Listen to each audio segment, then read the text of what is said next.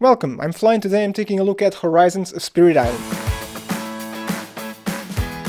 Horizons of Spirit Island is a co-op standalone 1 to 3 player game published by Greater Than Games. It is the successor to its original game, Spirit Island, or the Descendant as they call it, and I actually got this ordered as soon as it was announced. I thought, hey, a smaller, more simpler, streamlined version of Spirit Island. But no, the only thing that's right about that sentence is the small part. So if you've never played Spirit Island, basically it's a co-op game where you're all playing as spirits of these islands you need to protect, because invaders keep coming, they arrive from sea, they multiply on the islands, they build, they ravage the lands, they have very little regards for the land's well-being, so your job is to drive them away.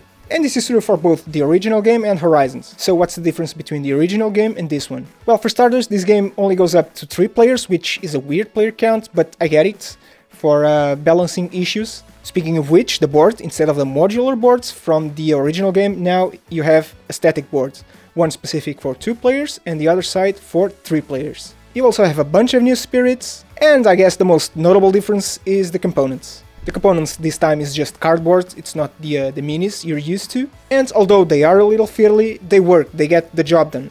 And that's pretty much what's different between both games. Gameplay wise, nothing changes, it's still the same system. It also doesn't make the game any less complex nor any shorter. So why make a new game that's pretty much the same as the original one? Well, they wanted to create a more affordable experience of the original Spirit Island, and they succeeded. So I guess the price point of the original game was a little bit too high because of the minis, the mushrooms, the buildings, so they downgraded it down to cardboard, which makes it a lot more affordable. Now, do you need this if you already own Spirit Island? No, it's the same game with worse components. I mean, yes, you have new spirits, but still. But if you don't know or own either of them, yes, I suggest getting this, it's a great entry point. So, the rulebook. Despite being well written, it's not user-friendly, and what I mean by this is that if I give this game to someone who's never played a board game before, they probably won't be able to play it based on this alone. This is a relatively complex game, there's a lot to take in, and someone who's new to the hobby will have a really hard time grasping the flow of the game and the general mechanics of it all.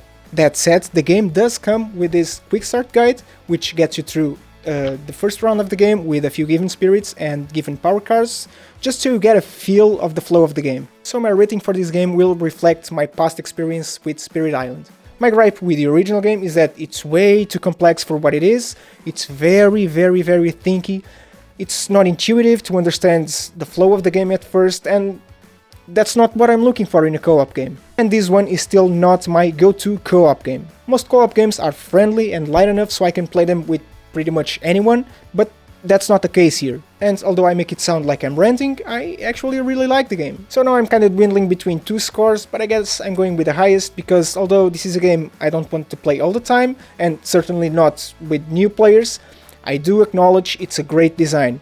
So for me this is an 8 out of 10. All in all, it's a great entry point for Spirit Island at a very affordable price tag. Alright guys, that's it, thank you so much for watching and until next time.